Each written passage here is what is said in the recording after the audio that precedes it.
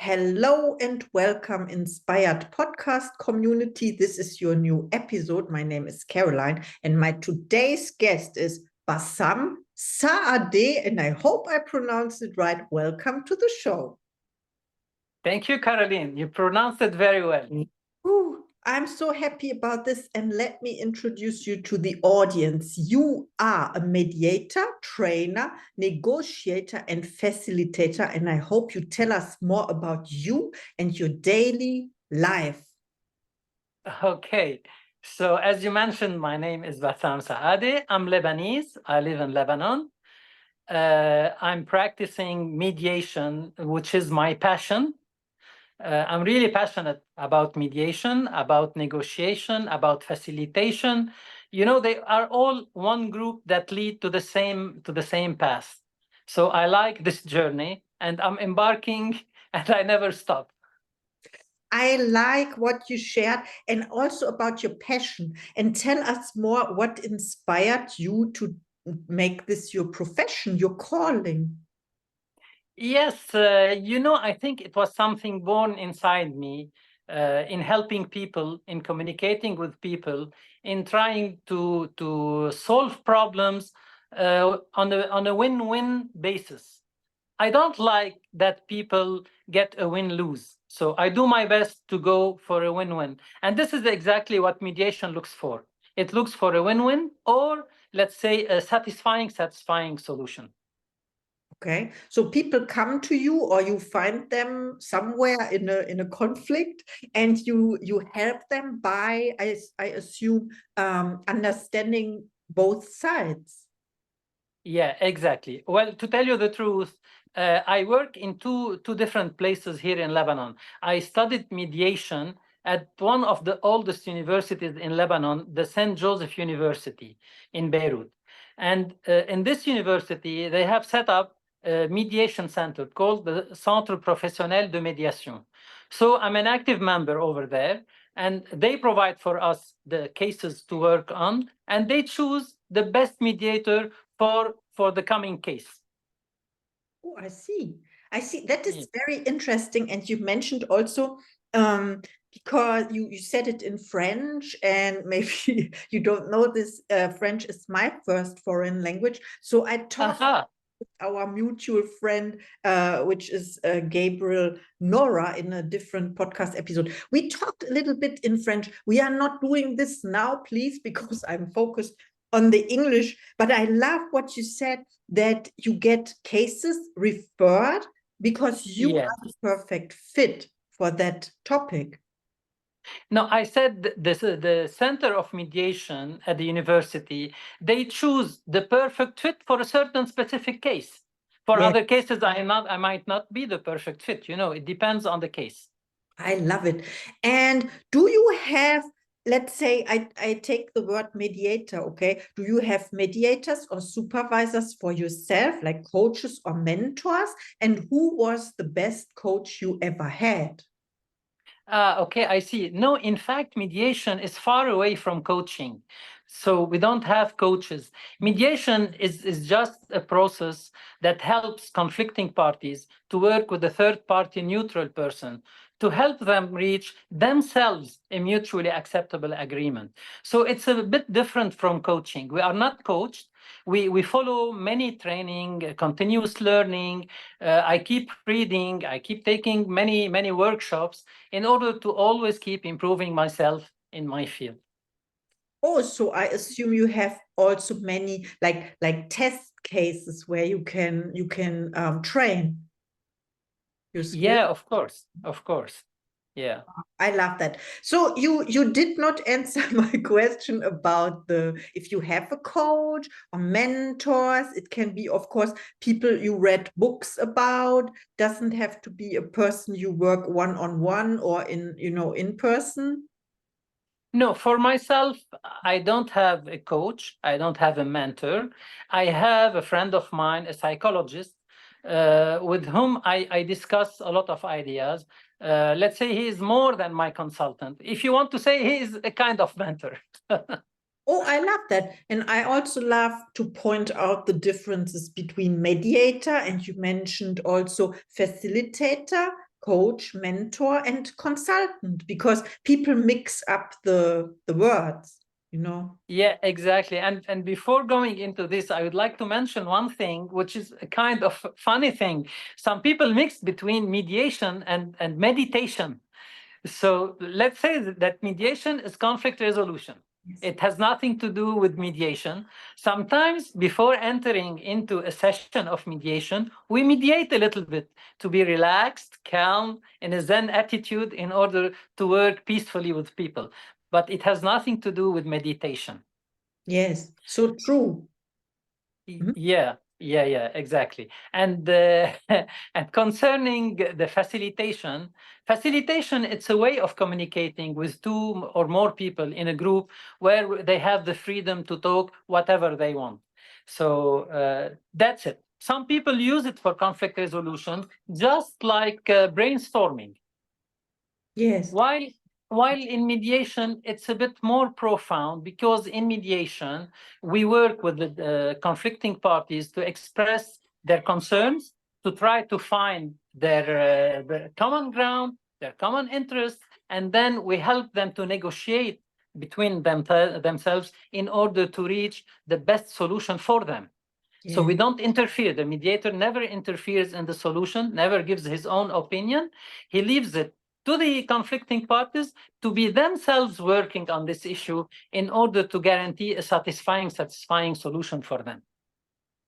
Oh, that is interesting, because when you mentioned the word brainstorming, I thought about, because brainstorming is also everyone says their ideas without judging or without Exactly. evaluating. And what is mediation is like you help them to find a solution. So there's a conflict.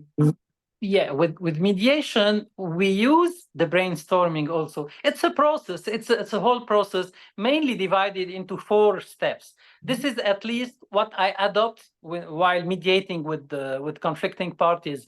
First of all, we meet the people and we tell them, we explain to them in details what is mediation and what is not mediation, which is mainly, it is something confidential. We are totally neutral and impartial with them. We have no opinion to give. We have no judgments. We just facilitate the communication between the persons.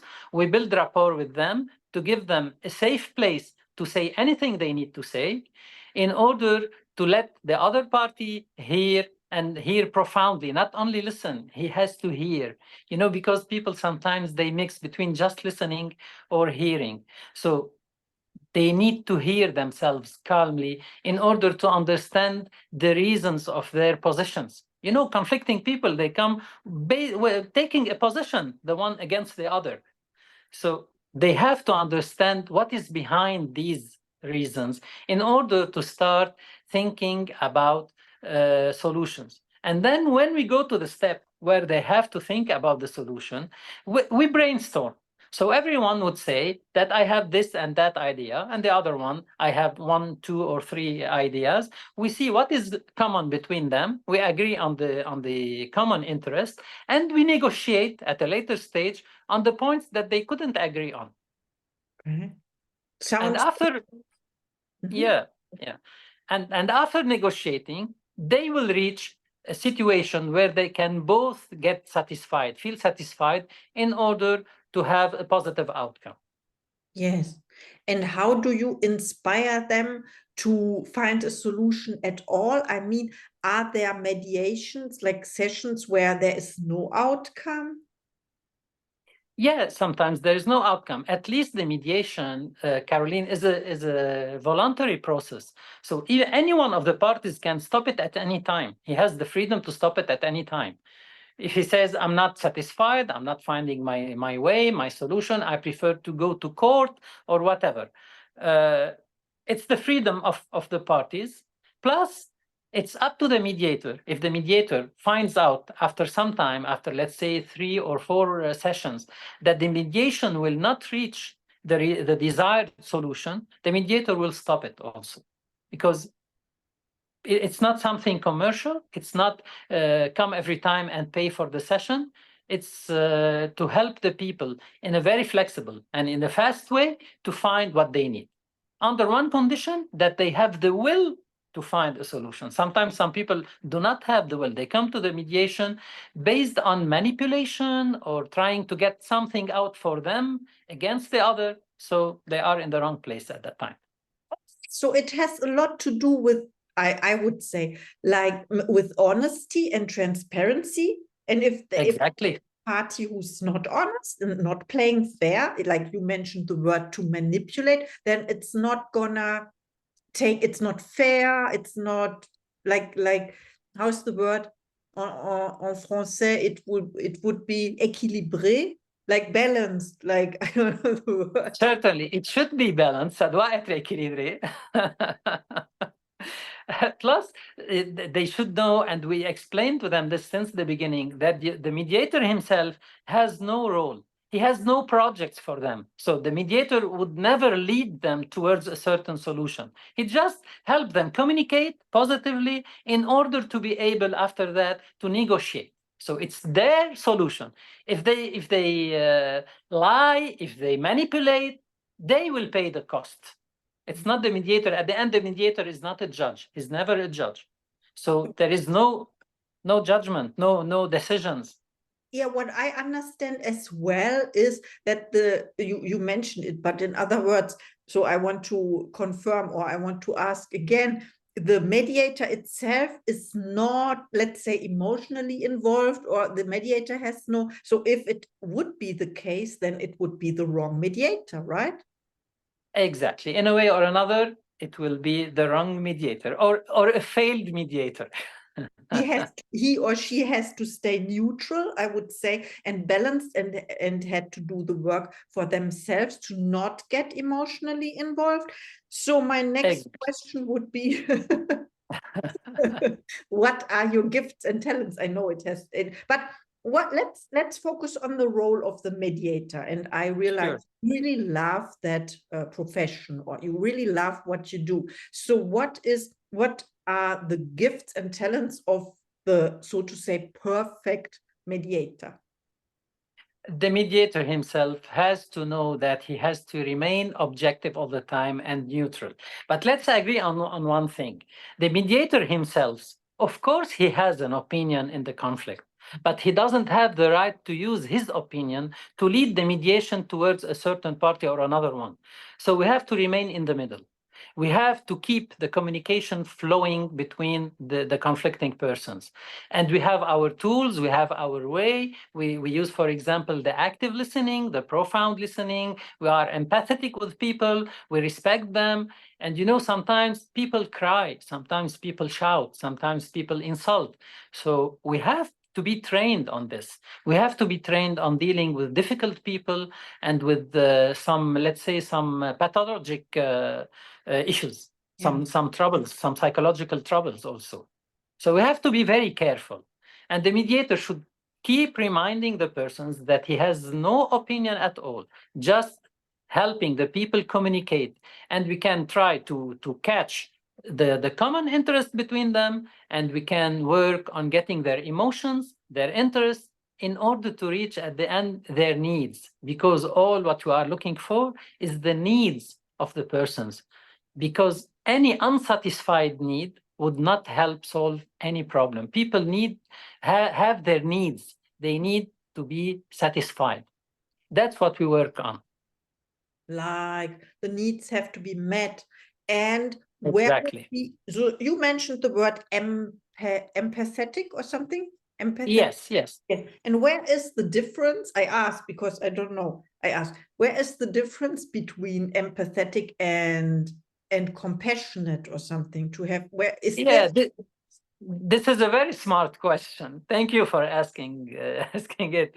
Being empathetic, it means understanding the position of every person without adopting it. Being compassionate is losing the objectivity, is becoming subjective. When we are compassionate, we say, oh, poor lady, or poor man, or poor X, or Y, or Z. We don't have the right to do this. So we are not compassionate, we are empathetic, just understanding, putting ourselves in the shoes of the others and make sure we understand their position. Once they feel that they are respected, they are not judged, they are very well understood, they will be very happy to keep continuing in the process of mediation. So that's the role of the mediator. Okay, that's great, because I never really understood, and it's not my language, so I can write it or translate it to German, for example, and then try to understand. But the meaning of the two, because in compassion you have the word passion. Passion is, and I'm very passionate as a person, but empathetic you have the word also to suffering, the like pathology or something like that. Then there is some kind of suffering, but as you explain it, I understand it better, and I want to introduce a third word. We can Okay, the word, but I know already. Where you talked about feeling sorry for the person, we also have the word pity, to feel pity. I think compassion is directed towards feeling pity. Okay. And this is not allowed in mediation. It's not allowed.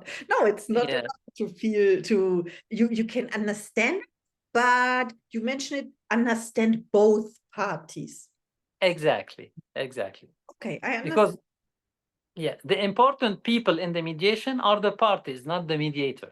Yeah. So the mediator needs to understand, to make them understand their conflict, the reasons behind their conflict. The reasons can be, and this was also a thought I had, the values they have for their life. What are the values? Their values, their beliefs, their emotions, in order to know the common interests and in order to satisfy the needs of both parties at the end. And also the purpose of the conflict, the outcome, and also the goals in their life. What are they aiming for? What are they looking for? I don't know. I don't know the, the profession at all. But my next question is, do you use goals for yourself or intentions? And what is one of your goals for 2024? Okay. To excel more in mediation. This is my objective. Yeah. And to train people on mediation. I like training people. So you want to have more cases? More cases, more training, especially teaching people on communication, on active listening, and on deep listening. And are you doing this for or at the university you get your cases from? Yeah, in different places. At the beginning, I mentioned that I work in 2 places, so I talked about one of them. Maybe now I can tell you that the second one, I work with the Maronite Church in Lebanon and the Archdiocese.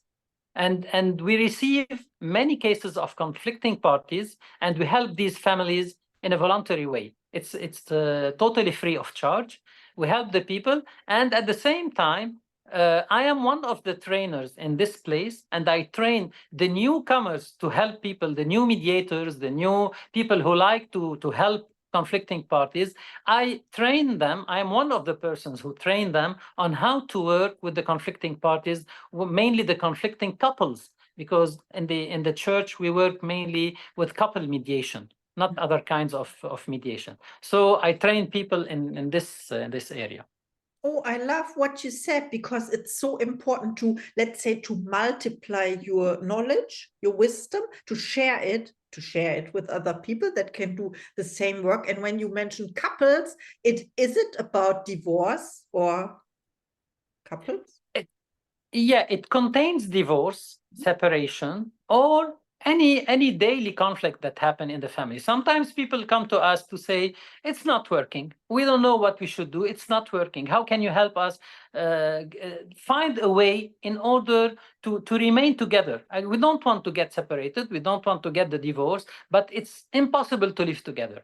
So here we can start helping them talk more. We go deeper with them, and we use the idea of the iceberg. You know, the idea of the iceberg, that we see just the top of it above the water, above the sea level, and the remaining will be down. So we try to keep going deeper and deeper and deeper and deeper until we reach the exact causes of the conflict. Sometimes they come to us and say, we have this and that conflict. We find out at the end that that's what that it was not the real reason. We work on getting the real reason, and then we move forward after they can tell us about their beliefs, their values, their emotions, how they feel towards each other. We have some tools that we use with them, some tests that help them to know each other better and better. And after that, we go to the brainstorming phases, and after that, to the negotiation phase.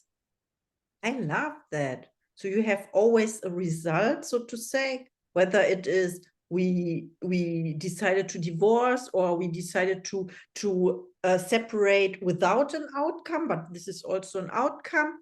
And what you said about the iceberg, I immediately think about I have to mention it now, about the Titanic. No, it's not funny. Yeah, exactly. Everybody thinks immediately about the Titanic. Iceberg. Yeah. And when you said about the layers, the different layers of the iceberg, Exactly. as well about there's a technique.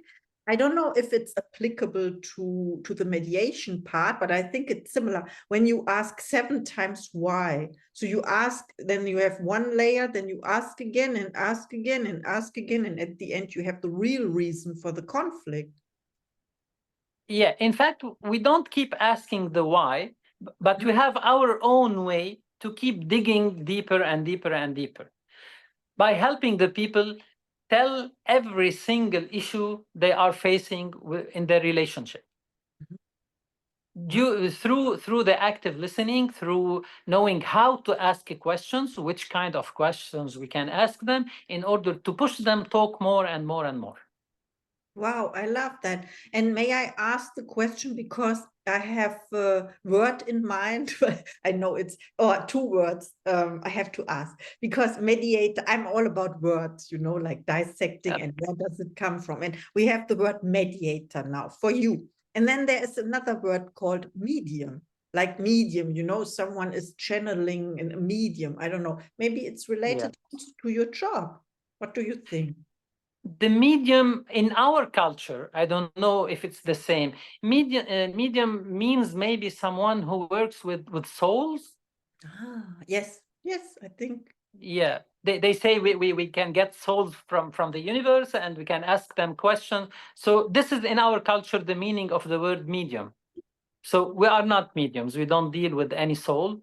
We are just mediators, which means we are just in the middle of any conflict, helping the people find their way out. Even when you mentioned the divorce or the separation, if people, they come and say to us, we want to divorce, we want to get separated, we work with them on getting a decent way of separating, especially if they have children. So in other words, to avoid going to the court and taking a long time to reach decisions, and sometimes hurtful decisions, because the judge has to say, you are right, you are wrong, you have this, you have that. In mediation, they find the solution. They are responsible of what they do. So they can agree how to get separated, how to get their divorce, how to help the children not to be really affected, psychologically affected. And we try to find a very decent way of separation, respectful way of separation, to get this win-win.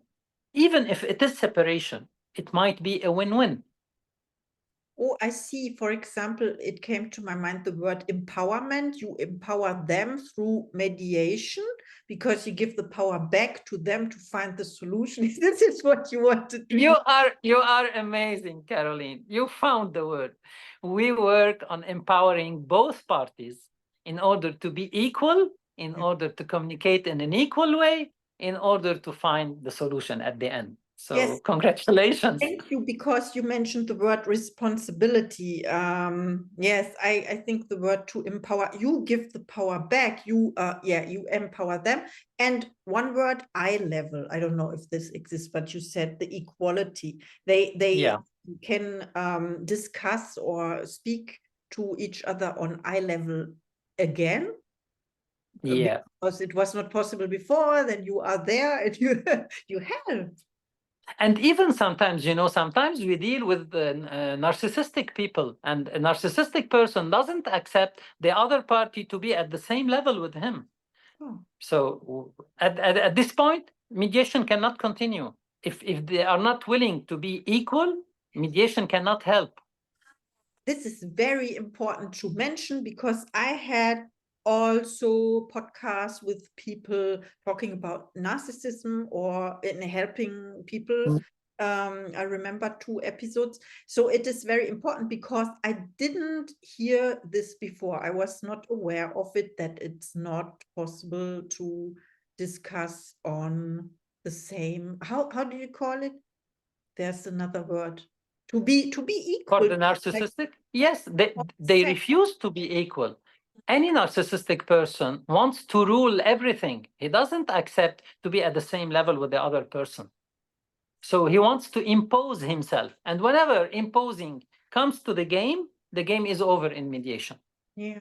You talked about manipulation, and this comes also along with the narcissist, let's say. Yes, it's one of the aspects. Yeah. Yeah. Exactly. The character traits or whatever, or part of the symptoms of, this disease. I call it disease, and we have to be careful with the diagnosis, because Of course. there are people out there calling other people like narcissists too quickly, but it takes a diagnosis from a professional to. Perfect, Caroline, perfect. Yeah, go ahead, please. Please tell us. Sometimes when I'm dealing with couple mediation, let's say whether the husband or the wife, someone tell me my partner is a narcissistic. So I immediately ask him, what is your definition of narcissism? Because we don't want to judge people if the definition is not correct. And even if they give me the right answer, I never say you are right. I say we are working on the issue, we are working on the conflict, and you will see if you can reach the solution or not. So we never mention that someone is narcissistic because we are starting to fail. We are starting to take party with one against the other. But at least we can understand whether the definition is correct for that person to see what's going on. Yes, I love it. I love your approach, and you shared so much today. I have one last question for you. Yes. And this is when people reach out to you after listening to this episode, and please reach out to Bassam. He's amazing. He has so much wisdom and knowledge. Thank you, Caroline. Do you have special offers or services for the Inspired podcast community? Sorry, I couldn't hear the question. Do I have what? Yes. Do you have special offers and services for the Inspired podcast community? In which meaning? I didn't get the question very well. So people reach out to you, they want to get in contact with you and network or connect. And what can they help you with? Or do you have a special offer? What are you doing with the people now coming to you? I see. What is the request? If it is a kind of trainings, I'm ready to give trainings. If it's a conflicting issue, we can work with them on the mediation level. We can make mediation session, even online mediations can work. I love it. Thank you so much for our inspired interview. And now you have time for your last message to the audience. My last message to the audience, there is one statement that I read in one of the books that I find it amazing. It's a book about nonviolent communication. It says that if you are wearing a mask and I'm wearing a mask, it's no more a relationship. What it will become? A festival. Oh. A festival of masks. So in order to have a healthy relationship, let's remove the masks and get into direct contact with the person. Let's get to know each other very well. Oh, this was amazing. Thank you so much. I'm speechless now. Thank you, Caroline. And thank you for the trust, and thank you for having me in your podcast. Oh, I'm blessed and honored. Thank you. I'm honored too. Thank you. And see you in the next episode.